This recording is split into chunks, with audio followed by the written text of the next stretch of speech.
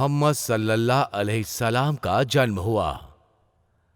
काफी समय पहले एक बार अरेबिया राज्य से काफी दूर अब्दुल्ला नाम का एक आदमी रहता था, जो अब्दुल मुत्तलिब का बेटा था। वो मक्का में रहने वाला एक भूतपूर्व नेता थे। उनकी शादी एमिना से हुई थी, जो अब्दुल बहाना की बेटी थी। पर शादी के बाद अब्दुल्ला एमिना के साथ ज्यादा समय तक नहीं रह सके। उन्हें कुछ व्यापारियों के साथ एक लंबी यात्रा पर अजा के ओर जाना था। 1 महीने के बाद अब्दुल्ला की मौत हो गई, क्योंकि वो अपने कारवां से बिछड़ गए थे। एमिना उस समय गर्भ से थी। एक बार उन्हें सपने में एक आवाज सुनाई दी, जो बच्चा तुम्हारे गर्भ में पल रहा है वो एक दिन सभी का नेतृत्व करेगा, उनका नाम मोहम्मद रखना। इस घटना के बाद एमिना के जीवन में कई चमत्कार हुए। 1 महीने बाद उन्होंने एक बच्चे को जन्म दिया। उस बच्चे के जन्मोपरांत आकाश से रोशनी की चमकीली किरणें हर तरफ छा गईं। उनके जन्म के समय कई बड़े चमत्कार हुए। उस महान पैगंबर के जन्म के समय शहर के लोग जिन पत्थरों की प्रतिमाओं की इबादत किया करते थे, वो सब टूटकर चकनाचूर हो गई। जब लोगों ने यह देखा तो वो सभी प्रतिमाओं के टुकड़े उठाकर वापस जगह पर रखने लगे। पर प्रतिमा वापस गिर गई, जमीन पर नहीं बल्कि उनके चेहरों पर। वहीं पास के एक मंदिर में रखी ज्वाला, जो हजारों सालों से जल रही थी, वो अचानक अपने आप बुझ गई। ऐसा इतिहास में पहली बार हुआ था। वहीं पास में स्थित कुछ इमारतें थीं, जिनमें से 14 इमारतें जमीन में धराशायी हो गईं और उनके टुकड़े टुकड़े हो गए। और पास की नदियां अचानक सूख गईं और हजारों साल से सूखी सामोआ नदी पानी से लबालब भर गई। कुछ सालों तक पैगंबर अपनी मां के साथ रहे। उस समय एक चलन था जिसके अंतर्गत राज्य के सभी लड़कों को कुछ साल तक रेगिस्तान में रहना पड़ता था। ऐसा माना जाता था कि रेगिस्तान का वातावरण उनके लिए अच्छा होता था। वहां रहने वाली औरतें उन बच्चों को अपने साथ रेगिस्तान में ले जाती थीं। पहले तो पैगंबर को अपने साथ रखने की किसी की भी हिम्मत नहीं हुई। आखिरकार हलीमा नाम की एक नेक औरत उन्हें अपने घर में रखने को तैयार हो गई। हलीमा और उसका पति हडिथ रेगिस्तानों में रहते थे, मक्का से मीलों दूर। वो दोनों गरीबी में जीवन बसर करते थे। अपने जीवन का अंत देखना उनके लिए एक संघर्ष था। उन दोनों का एक बच्चा और भी था, जो पैगंबर की उम्र का था। वहां ऊंटों के जरिए बड़ी मुश्किल से ही दूध मिलता था। उनकी भेड़ें काफी कमजोर थीं। वे सब अपने जानवरों और बच्चों की देखरेख करने में भी संघर्ष कर रहे थे। पर जब पैगंबर मोहम्मद सल्लल्लाहु अलैहि सलाम उनकी जिंदगी में आए, तब से उनके जीवन में सुख और समृद्धि ने दस्तक दी। पैगंबर के यहाँ आने के बाद बूढ़ी ऊँटनी भी अब ढेर सारा दूध देने लगी। भेड़ें भी तंदुरुस्त हो गईं और ताड़ के सारे पेड़ खजूरों से लद गए। एक दिन हलीमा और हेडिथ अपने घर के पीछे अपनी भेड़ें देखने गए। उसी समय पैगंबर और उनका मुंह बोला भाई कुछ बच्चों के साथ वहीं खेल रहे थे। तभी वहां एक आदमी खेलते हुए बच्चों के पास आया। फिर वो छोटे पैगंबर के करीब पहुंचा। बच्चों को उस अजनबी का हाव भाव कुछ अजीब लगा, तो उन सभी ने खेलना बंद किया और उस इंसान को निहारने लगे। उस अजनबी ने अपना हाथ घुमाया और तभी पैगंबर बेहोश होकर जमीन पर गिर पड़े। अब सारे बच्चे घबरा गए थे। कुछ बच्चे तो वहां से भाग खड़े हुए, पर कुछ वहां खड़े होकर देख रहे थे कि यहाँ क्या होने वाला है। फिर उस अजनबी ने कुछ चमत्कार किया और पैगंबर का सीना फाड़ दिया। उस समय बच्चा बेहोश था, उसे किसी भी दर्द का एहसास नहीं हो रहा था। बच्चों ने देखा तो वो काफी सहम गए। वे सभी वहां से चिल्लाते हुए अपने घर की तरफ भागे, कोई मोहम्मद को मार रहा है। उस अजनबी ने पैगंबर के दिल को बाहर निकाला। फिर उस अजनबी ने पैगंबर के दिल में मौजूद सारे काले धब्बे निकालकर फेंक दिए। वो काला धब्बा इंसान को शैतान बनाता था। फिर उस आदमी ने पैगंबर के दिल को जमजम के पवित्र पानी से साफ किया, जो वो एक सोने के कटोरे में लेकर आया था। इसके बाद उसने बच्चे के सीने में वापस उसका दिल डाल दिया। इसके बाद जल्द ही पैगंबर होश में आ गए और वो फरिश्ता वहां से गायब हो गया।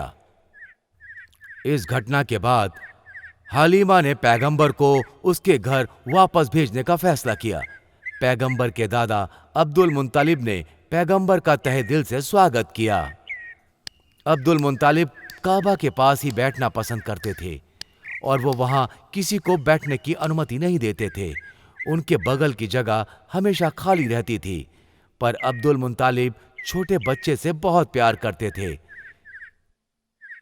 जब पैगंबर 6 साल के थे तब उनकी मां की मौत हो गई। उसके बाद पैगंबर की देखरेख उनके दादा ने ही की। जब पैगंबर 8 साल के थे तो अब्दुल मुत्तलिब को एहसास हुआ कि उनकी मौत भी करीब है। इसलिए उन्होंने अपने बेटे अबू तलूक से अपने मौत के बाद पैगंबर की देखरेख करने का वादा लिया और पैगंबर के दादा की भी मौत हो गई। पैगंबर की देखरेख उनके चाचा के हाथ में थी। अबू तलूक एक गरीब आदमी था। इसके बाद भी वो बच्चे को अपने घर ले गया। उसने और उसकी पत्नी ने पैगंबर की देखरेख में कोई कसर नहीं छोड़ी। जब पैगंबर बड़े होने लगे तो उनका अच्छा व्यवहार देखकर अबू तलूक आश्चर्यचकित हो गए। जल्द ही पैगंबर की लोगों में एक अलग इज्जत बन गई। जो सबकी परवाह करते, वो ईमानदार थे, वो दयालु थे। वो जहां भी जाते मक्का के निवासी उनकी इज्जत किया करते थे। अल अमीन कह के बुलाते थे, जिसका मतलब था भरोसेमंद इंसान। पैगंबर मोहम्मद सल्लल्लाहु अलैहि सलाम सभी से घुल मिल जाते, पर वो अपने चाचा के बच्चों तलूक, अकील और जावा से बेशुमार मोहब्बत किया करते थे। जब तक उनके चाचा उन्हें व्यापार करने के लिए अपने साथ नहीं ले गए, उससे पहले वो उनकी भेड़ें चराते थे। काम से उन्हें कड़ी मेहनत करने और काम में ईमानदारी की सीख मिली। उनकी जिम्मेदारी लेने की खासियत ने उन्हें मक्का के लोगों में एक खास जगह दिलाई। एक बार की बात है, पैगंबर अपनी भेड़ें लेकर खदीजा शहर में रहने वाली एक औरत के पास पहुंचे। वो औरत एक व्यापारी थी। वो बिन असफ खान से ताल्लुक रखती थी। वो 2 बार पहले शादी कर चुकी थी, पर दुर्भाग्य से उसके दोनों पति की मौत शादी के कुछ दिन बाद ही हो गई थी। खदीजा एक महत्वाकांक्षी औरत थी। वो कड़ी मेहनत करती थी। वो कारवां के अधिकारियों और लोगों से अपना काम कराती थी। एक दिन उसने ऐलान किया कि वो किसी स्थानीय इंसान को ढूंढ रही है जो एक जरूरी कारवां लेकर सीरिया जाए। उसने ऐलान किया कि जो भी उसका काम करेगा वो उस शख्स को 2 ऊंट उपहार के तौर पर देगी। पैगंबर, जिनकी उम्र अब 25 साल हो गई थी, वो अब भी अपने चाचा के साथ रहते थे। पैगंबर के लिए उस औरत का ऐलान एक सुनहरा अवसर था जिससे वो धन कमाते और सारी दुनिया घूम लेते। पैगंबर उस औरत से मिलने पहुंचे और उसके प्रस्ताव को स्वीकार कर लिया।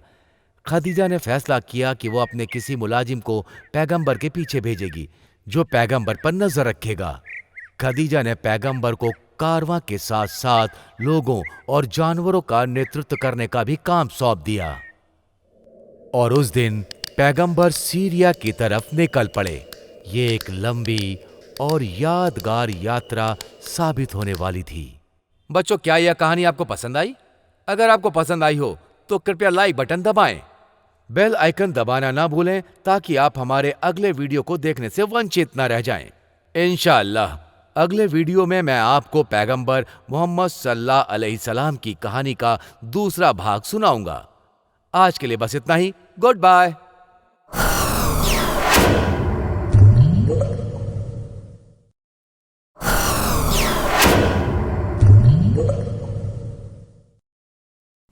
अस्सलाम वालेकुम। कैसे हो बच्चों? आप सभी अच्छे हो ना? क्या आप अगली कहानी सुनने के लिए तैयार हैं? पिछले एपिसोड में देखा कि कैसे पैगंबर मोहम्मद सल्लल्लाहु अलैहि सलाम का जन्म हुआ। इंशाअल्लाह मैं आज आपको बताऊंगा कि कैसे अल्लाह और कुछ लोगों की मर्जी से पैगंबर का निकाह खदीजा वहाना से हुआ। तो चलो सुनाता हूं। बच्चों, क्या आप तैयार हैं? आप ध्यान से सुनिएगा। बिस्मिल्लाह। पैगंबर मोहम्मद सल्लल्लाहु अलैहि सलाम एक व्यापारी बने। पिछले एपिसोड में हमने देखा कि कैसे पैगंबर मोहम्मद सल्लल्लाहु अलैहि सलाम का पालन पोषण हुआ। वो मक्का राज्य में एक इज्जतदार शख्सियत बनकर उभरे। पैगंबर ने खदीजा के साथ व्यापार शुरू किया और उनके व्यापारियों के साथ सीरिया के लिए एक लंबी यात्रा पर निकल पड़े।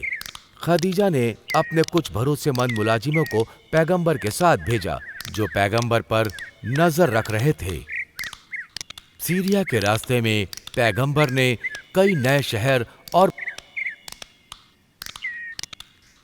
अंत में वो सीरिया पहुंच गए। पैगंबर ने वहां का बाजार देखा तो वो आश्चर्यचकित रह गए। वहां के बाजार मक्का से काफी विशालकाय थे और वहां लोगों की भारी भीड़ भी थी। पैगंबर और उनके सहयोगियों ने अपने माल का प्रदर्शन किया और जल्द ही वहां लोगों की भीड़ लग गई। लोग पैगंबर के आचरण को देख काफी प्रभावित थे। लोगों को उनके साथ व्यापार करना अच्छा लगने लगा। उन सभी ने अपना सारा माल पहले ही दिन बेच दिया। अगले दिन जब पैगंबर बाजार में घूम रहे थे, वो वहां बेचे जाने वाले उत्पादों को देख काफी प्रभावित हुए। उन्होंने एक तरकीब सोची। उन्होंने वहां से कुछ सामान खरीदा जो मक्का में बेचकर उसे काफी मुनाफा दिला सकता था। जब वापस लौटने का समय आया तो ऊंटों के पीठ पर नया माल लदा हुआ था और वो सीरिया छोड़ निकल पड़े। जब वो मक्का वापस पहुंचे तो लोग पैगंबर के नए माल को देखकर आश्चर्यचकित रह गए। पैगंबर ने सारा सामान खदीजा वहाना को सौंप दिया। सफर के बारे में उसे पूरी जानकारी दी। जब वो घर से चले गए तो खदीजा ने अपने मुलाजिम को बुलाया और पैगंबर के बारे में पूछा। मैंने इतना ईमानदार इंसान कभी नहीं देखा, मुलाजिम ने जवाब दिया। उसने मुझे इज्जत बख्शी, वो सभी पर मेहरबानी करता है। उसे सीरिया के व्यापारी भी बहुत पसंद करने लगे थे। उसने हमारा सारा माल आसानी से बेच दिया। फिर उन्होंने कमाए हुए पैसों से वहां का दूसरा माल खरीदा जिसे हम यहां बेच सकते हैं और हमें उससे दुगना मुनाफा मिलेगा। खदीजा पैगंबर की सूझबूझ से काफी प्रभावित हुई। उन्होंने ईमानदारी से पैगंबर को उनका हिस्सा पहुंचा दिया और उन्हें वापस बुलाया। खदीजा पैगंबर से बेशुमार प्यार करने लगी थी, जबकि पैगंबर उनसे 15 साल छोटे थे, पर उसने पैगंबर से शादी करने की ठान ली। अगले दिन उसने अपनी बहन को पैगंबर के पास भेजा। उसने पैगंबर से पूछा कि तुमने अभी तक शादी क्यों नहीं की, जिस पर पैगंबर ने जवाब दिया कि मेरे पास इस सवाल का जवाब बिल्कुल नहीं है। अगर मैं तुम्हारे सामने खूबसूरत औरत का प्रस्ताव रखूं तो क्या तुम सहमत हो? कौन है वो? पैगंबर ने पूछा। जब उसने अपनी बहन का नाम लिया, ये सुनकर पैगंबर अचंभित रह गए। मैं उनसे शादी कैसे कर सकता हूं? वो इस शहर की एक अमीर और रियायती महिला है। वो मुझसे कहीं अमीर और सार्थक है। मैं तो एक गरीब गरड़िया हूं। इस पर बहन ने जवाब दिया, तुम इसके लिए परेशान मत हो, मैं सब संभाल लूंगी। जल्द ही पैगंबर खदीजा वहाना से मिले और उनसे निकाह कर लिया। ये इंसानी इतिहास की एक सबसे प्यारी, खुशहाल और सबसे पाक शादी की एक शुरुआत थी। इस शादी ने पैगंबर को बेशुमार मोहब्बत करने वाली औरत से जोड़ा, जो उसका ख्याल रखती, जिसने पैगंबर के जीवन में आशा की टिमटिमाती लौ जलाई, जिस बात का भरोसा किसी को न था। उसके बाद कुछ दिन तक पैगंबर ने समृद्धशाली जीवन यापन किया। शादी के बाद उनके 6 संतानें हुईं, जिसमें 2 बेटे और 4 बेटियां थीं, पर उनका कोई भी बेटा जीवित नहीं बचा। उन दोनों की मौत उनके बचपन में ही हो गई थी। अपने बेटों की मौत से पति पत्नी को एक बड़ा आघात पहुंचा। उनकी बेटियां जीनब, अलिया, जीनत और सबसे छोटी फातिमा ही उनके जीने का सहारा बनी। काफी साल गुजर गए। मक्का शहर में अचानक बाढ़ आ गई। जिसकी वजह काबा सहित कई इमारतें धराशायी हो गईं, जिससे सभी घबरा गए।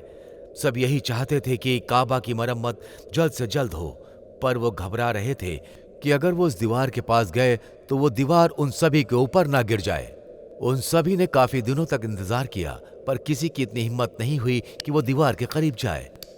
एक दिन कलान के नेता अल वालिद अल महीरा भीड़ को चीरते हुए आगे आए। उन्होंने कुल्हाड़ी उठाई और काबा के किनारे वाली दीवार पर दे मारी। जैसे ही दीवार में दरार पड़ी, पूरी दीवार जमीन पर ढह गई। सभी अचंभित हो गए। उन सभी ने अल महीरा की तरफ देखा कि कहीं उन्हें कोई चोट तो नहीं पहुंची। सभी कुछ देर तक इंतजार करते रहे, पर उनके नायक को खरोच तक नहीं आई। जब नेतागण ने यह सब देखा तो उन्हें भरोसा हो गया और उन सभी ने काबा की मरम्मत करने का फैसला किया। उन सभी ने फैसला किया कि कलान के सदस्य बारी बारी करके काबा की मरम्मत करेंगे। केक पत्थर से काबा की दीवारें पत्थरों से ढक गईं। जब कार्यकर्ता काम करते करते जमीनी सतह पर पहुंचे तो उन्हें वहां सतह पर हरे रंग के पत्थरों से बनी अंतर्निहित नींव दिखी। फिर उन सभी ने काबा को दोबारा बनाना शुरू कर दिया। एक एक करके वे सभी पत्थर लेकर आते। निर्माण का काम आधा हो चुका था।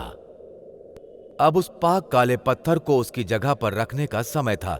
तब सभी कलान समूह के नेता विचार विमर्श करने पर सामने आए। उन सभी में इस पाक काले पत्थर को कौन उस जगह पर स्थापित करेगा, दूसरे समुदाय के नेताओं में अपने हक को लेकर विवाद होने लगा और जल्दी ये विवाद एक गंभीर चिंता का विषय बन गया।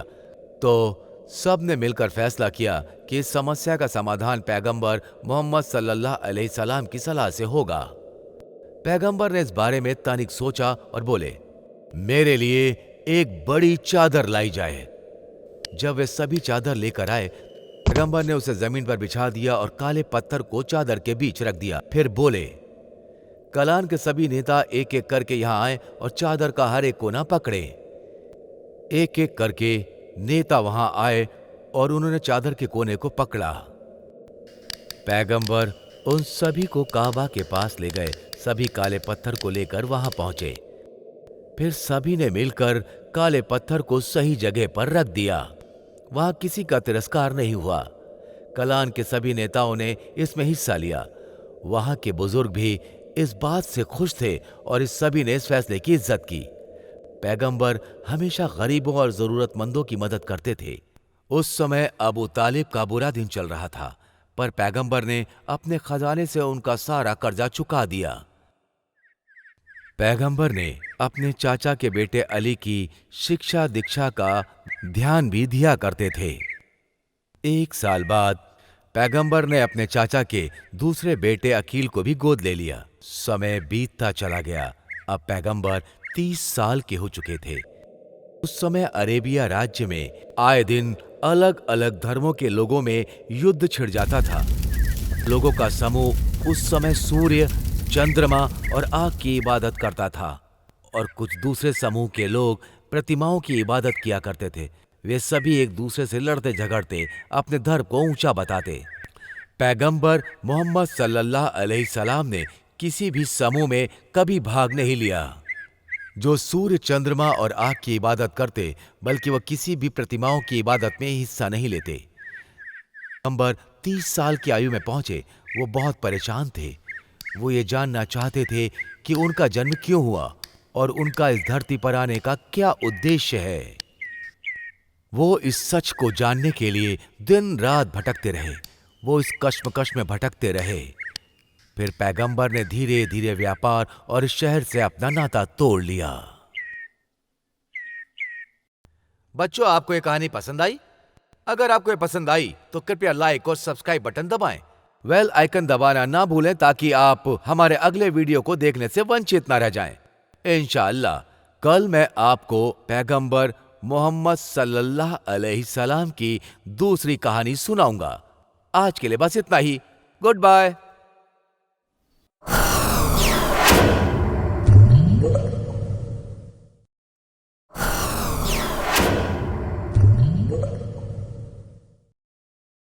अस्सलाम वालेकुम।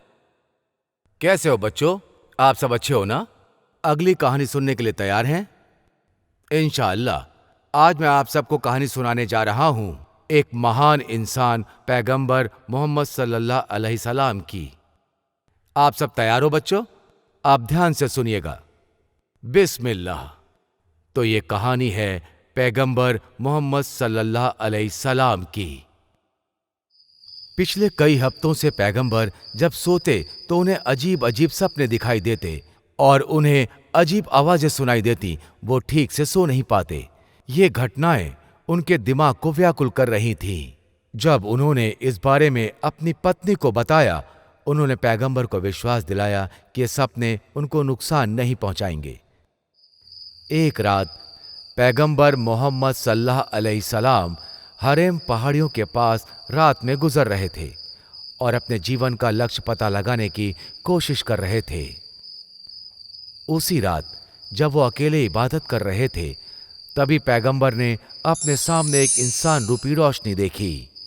वो फरिश्ता धीरे धीरे पैगंबर के पास आया और उसे एक पत्र देते हुए पढ़ने का निर्देश सुनाया। पैगंबर कभी मदरसा नहीं गए थे, इसलिए वो पढ़ने में असमर्थ थे। उन्होंने ईमानदारी से जवाब दिया कि मैं पढ़ नहीं सकता। तब फरिश्ते ने पैगंबर के कंधे को पकड़ा और जोर से दबाया। फिर उन्होंने पैगंबर को पढ़ने का निर्देश सुनाया।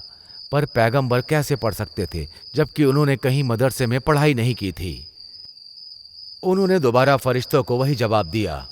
फिर फरिश्ते ने पैगंबर का कंधा और भी जोरों से दबाया, जिससे वो सांस नहीं ले पा रहे थे। उन्होंने फिर से पढ़ने का निर्देश दिया। पैगंबर अब पीड़ा की गिरफ्त में थे। उन्हें दर्द हो रहा था। वो संघर्ष करते हुए बोले, मैं ये कैसे पढ़ सकता हूं? उसके बाद फरिश्ते ने पैगंबर को और जोर से पकड़ा। पैगंबर को लगा जैसे वो बेहोश हो जाएंगे। फरिश्ते ने फिर से पढ़ने को कहा, तुम्हारे खुदा अल्लाह जिसने इंसान की रचना की है, जो इंसान के खून के एक एक कण में बसता है, वही तुम्हें तालीम देगा, कलम से लिखने की तालीम और सब कुछ पढ़ने की तालीम। तब पैगंबर ने तहे दिल से उनके शब्दों को दोहराना शुरू किया। उन्होंने कहा, पैगंबर ने फिर उसी बात को दोहराया, मैं कैसे पढ़ सकता हूं? जाने से पहले फरिश्ते ने कहा, मैं गैब्रियल फरिश्ता हूं और तुम खुदा के दूत मोहम्मद हो। इस घटना को देख पैगंबर अचंभित थे। वो किसी तरह घर पहुंचे। अपने घर में कदम रखते ही उन्होंने अपनी पत्नी से कहा, मुझसे लिपट जाओ, मुझसे लिपट जाओ। उनकी पत्नी ने भी वैसा ही किया जैसा उन्होंने करने को कहा। उन्होंने पैगंबर को एक वस्त्र से लपेट दिया, जिससे उनका डर चला गया। बात खत्म करने के बाद उन्होंने अपनी पत्नी से कहा, अगर तुम्हें लगता है कि मैं पागल हो गया हूं, अल्लाह तुम्हें माफ करेंगे। ऐसा उनकी पत्नी ने कहा। वो कभी ऐसी घटना दोबारा नहीं होने देंगे। तुमने सच कहा है। तुम ईमानदार और भरोसेमंद हो। तुम लोगों की मदद करते हो। फिर वो अपने एक दूर के भाई वनाका एमिनोफेल के पास पहुंची, जो बूढ़े और अंधे थे, लेकिन उन्हें सारी घटना के बारे में पता था। उन्होंने उन्हें अरेबिक में समझाया। जब उन्होंने अपने भाई को घटित घटना के बारे में बताया तो वो रो पड़े और चीखने लगे, पाक पाक, ये एक पाक आत्मा है जो मोसेस से आ चुकी है। वो पैगंबर और उसके लोगों के लिए आई है। उससे कहना कि अपने दिल को मजबूत रखे और डरे भी ना। पैगंबर को जीवन भर ऐसे रहस्यमयी संदेश मिलते रहे।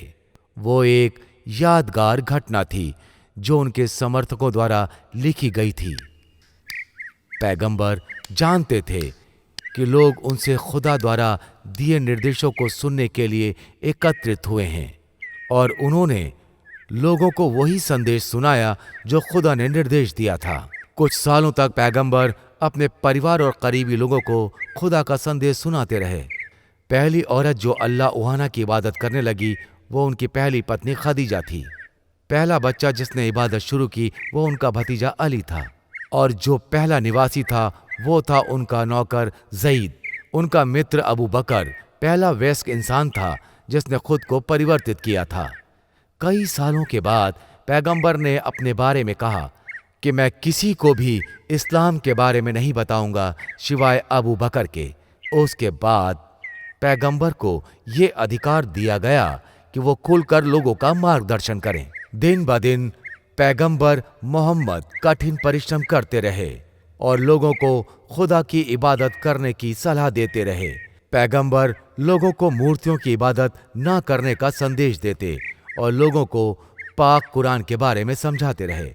उस समय मक्का में कई समुदाय के लोग रहते थे, जिसमें कुरैशी समुदाय सबसे ताकतवर था। इस समुदाय से ताल्लुक रखने वाले लोग पैगंबर के संदेशों को दरकिनार करते, उन पर ध्यान नहीं देते और यही सोचते कि वो एक अकेला इंसान है। पर समय बीतने के बाद उन लोगों ने देखा कि पैगंबर के समर्थकों की संख्या बढ़ रही है। अब ये सभी पैगंबर के नक्शे कदम पर चलने लगे। रात दिन पैगंबर लोगों का मार्गदर्शन करते। वो कुरान के संदेश लोगों तक पहुंचाने के लिए मीलों दूर तक चले जाते बिना थके, जिसका परिणाम ये हुआ कि कई लोगों ने मूर्तियों की इबादत छोड़ दी, खुदा की इबादत करनी शुरू कर दी और इस्लाम में परिवर्तित हो गए। पैगंबर मोहम्मद सभी पर दया बनाए रखते थे, खासकर गरीबों पर। वो सभी की सहायता करते, बूढ़े, जवान और अमीर, वो सभी को इज्जत देते और उनकी सहायता करते। शहर में एक बूढ़ी औरत रहती थी जो पैगंबर की विरोधी थी। जब भी पैगंबर उसके घर के सामने से निकलते तो वो औरत उनके सामने घर की गंदगी फेंक देती। पैगंबर हर रोज उसके घर के सामने से निकलते, क्योंकि उसका घर मस्जिद के रास्ते पर था। ऐसा रोज होता और हर बार वो औरत उनके सामने गंदगी फेंकती। पैगंबर चुपचाप वहां से निकल जाते। वो उस पर कभी गुस्सा नहीं करते और ना ही उसे कुछ जवाब भी देते। और यह सिलसिला काफी दिनों तक चलता रहा। हर रोज की तरह पैगंबर उसी रास्ते से मस्जिद की तरफ जा रहे थे। वो उस औरत के घर के सामने से निकले, पर आज उनके ऊपर किसी ने गंदगी नहीं फेंकी। पैगंबर रुके और उन्होंने उसके एक पड़ोसी से पूछा कि वो औरत कहाँ है। पैगंबर की बात सुनकर पड़ोसी अचंभित रह गया, सोचने लगा कि पैगंबर उसके बारे में क्यों पूछ रहे हैं। पड़ोसी ने पैगंबर को बताया कि वो औरत बीमार है और वो अपने बिस्तर पर है। पैगंबर ने कुछ सोचा और उस बूढ़ी औरत से मिलने का निर्णय लिया। बूढ़ी औरत ने पैगंबर को अपने घर में आने की अनुमति दे दी। उस औरत को लगा कि पैगंबर उससे बदला लेने आए हैं। पैगंबर ने उसे देखा और मुस्कुराए और बोले कि मैं यहां बदला लेने नहीं आया हूं। उन्होंने कहा कि मैं तुम्हारी जरूरत पूरी करने आया हूं। उन्होंने कहा, अल्लाह ने उन्हें जरूरतमंदों और गरीबों की मदद करने का निर्देश दिया है। ये सुनकर बूढ़ी औरत पैगंबर के रहमो करम की कायल हो गई। पैगंबर की महानता का उसे अनुमान हो गया और वो पैगंबर के बारे में सोचने लगी कि वो एक सच्चा और दयालु इंसान है। उसे एहसास हो गया कि इस्लाम से बड़ा कुछ भी नहीं होता है। उसने इस्लाम को कबूल कर लिया। अल्हम्दुलिल्लाह। तब मौलवियों और कुरैशी समुदाय के लोगों ने पैगंबर को नीचा दिखाने की ठान ली और पैगंबर को अपने समुदाय में मिलाने की कोशिश की। उन्होंने उताना हबीब को पैगंबर से मिलने के लिए भेजा। उन्होंने पैगंबर को धन, रक्षा और संपत्ति की लालच दी और बोले कि हम तुम्हें किस्मत से भी ज्यादा देंगे। उसने ये भी प्रस्ताव रखा कि वो लोग पैगंबर को अपना राजा नियुक्त करेंगे। पैगंबर चुपचाप सुनते रहे। फिर पैगंबर ने उसे सूरत फुस्सिलात की 13 कविताएं सुनाई। उन्होंने अल्लाह सुब्हानल तआला की इबादत की और उसे खुदा की ताकतों, उनकी दयालुता और उनके रहमो करम के बारे में भी बताया। फिर पैगंबर ने उन्हें याद दिलाया कि आड़ और थामूर के लोगों के साथ क्या हुआ था। जब पैगंबर ने अपना पाठ खत्म किया और फिर पैगंबर ने कहा, तुम्हारे आकाओं को मेरा ये जवाब सुना देना और तुम वही करना जो तुम्हें उचित लगे। फिर उसे पैगंबर की महानता का एहसास हो गया। उसके बाद उसने पैगंबर को समझाने की कोशिश कभी नहीं की। क्या आपको ये वीडियो पसंद आया बच्चों?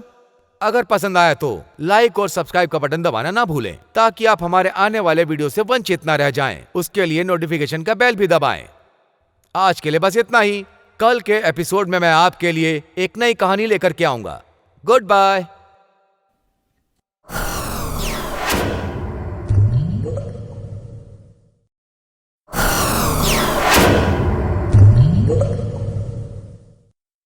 अस्सलाम वालेकुम।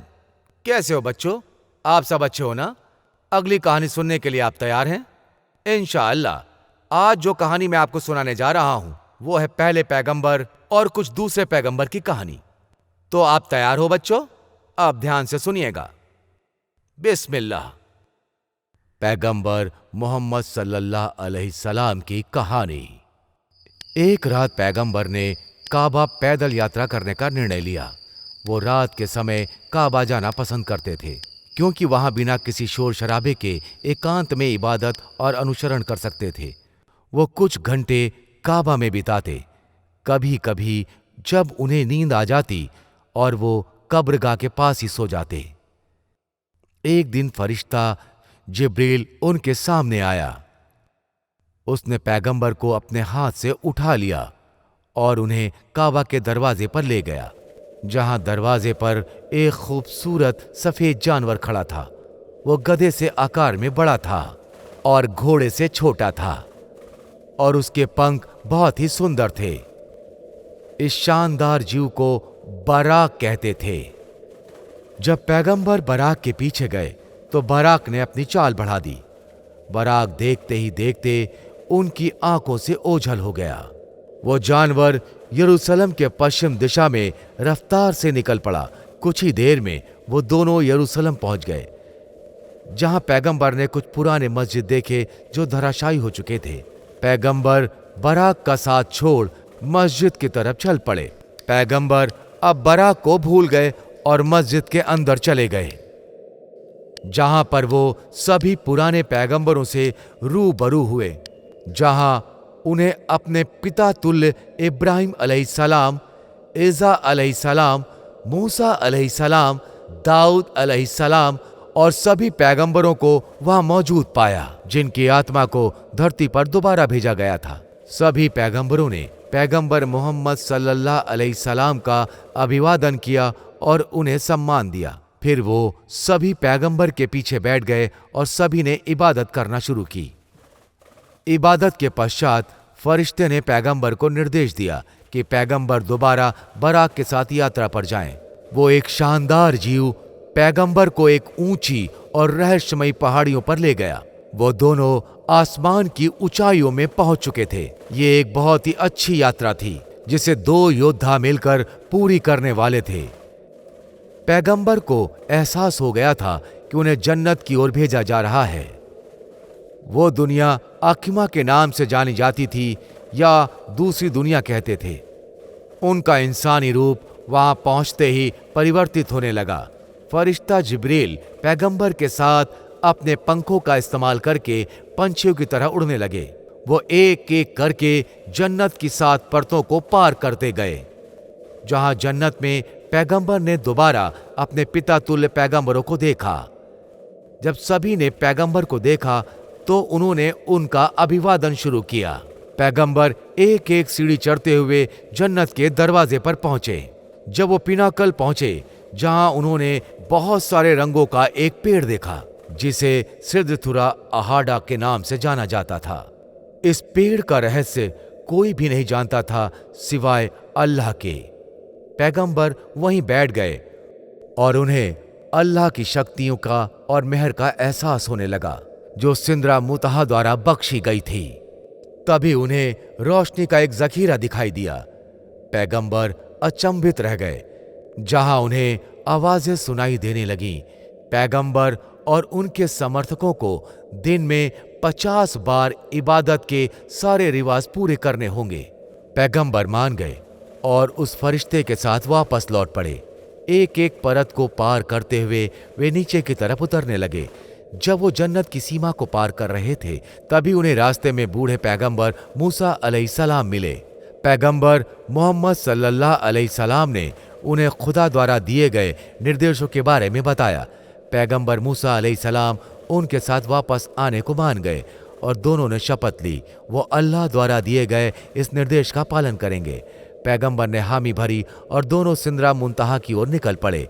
उन्होंने इबादत की संख्या कम करने की गुजारिश की। अल्लाह इस बात को मान गए और दिन में इबादत की संख्या को आधा कर दिया गया। पैगंबर अब खुश थे और उन्होंने अपनी यात्रा दोबारा शुरू की। वो मूसा अलैहिस्सलाम से दोबारा मिले और इबादत की संख्या की घटोतरी के बारे में उन्हें बताया। बूढ़े पैगंबर ने उनसे कहा कि वो अल्लाह से और घटोतरी की गुजारिश करें। पैगंबर मान गए और वापस सिदरा मुंतहा के पास पहुंचे। ऐसा कई बार हुआ और खुदा ने इबादत की संख्या को घटाकर 5 कर दिया। अल्लाह ने कहा कि यही 5 इबादत मेरे लिए 50 इबादतों के बराबर होंगी। और फिर बराक पैगंबर को सुरक्षित काबा लेकर वापस आ गया। यह यात्रा विश्व और मिराज की अनुमति से पूरी हुई। मक्का के समुदाय के नेता पैगंबर को रोकना चाहते थे ताकि वो किसी को यह संदेश ना सुना सके। जो मुसलमान पैगंबर के साथ हाथ मिला रहे थे वही आज आपस में कत्लेआम मचा रहे थे। स्थिति काफी बिगड़ चुकी थी। जब पैगंबर ने अपने लोगों को पीड़ा में देखा तो उनका दिल बैठ गया। जब स्थिति बद से बदतर होने लगी तो पैगंबर ने अपने समर्थकों को किसी दूसरे देश जाने की सलाह दी जहां उनको ये तकलीफें नहीं उठानी पड़ेंगी। ये उस समय की बात है जब पड़ोसी देश अल्विस्त्रिया की कमान निगास नाम के एक राजा के हाथों में थी। राजा निगास एक चालाक शासक था जो अपनी जनता से बहुत प्यार करता था। पैगंबर को खबर थी कि इस राजा के राज्य में प्रजा सुरक्षित है। पैगंबर ने राजा को एक संदेश भिजवाया और अपने लोगों के लिए सुरक्षा मांगी। उन्होंने कुछ परिवार को अल्बिस्त्रिया जाने का निर्देश दिया। लोग उनकी बात मान गए और रात में ही अपना घर बार छोड़कर वहां के लिए निकल पड़े। सभी लोग राजा के महल पहुंचे ताकि राजा उन्हें अपने साम्राज्य में रहने की जगह दे सकें। जब राजा उन सभी से मिले उन्होंने सभी का स्वागत किया और उनकी सुरक्षा का बीड़ा उठाया। जल्द ही कई परिवार उसी राह पर निकल पड़े। देखते ही देखते पूरा जन सैलाब उस देश की ओर निकल पड़ा। जल्द ही 100 से भी ज्यादा परिवार वहां पहुंच गए।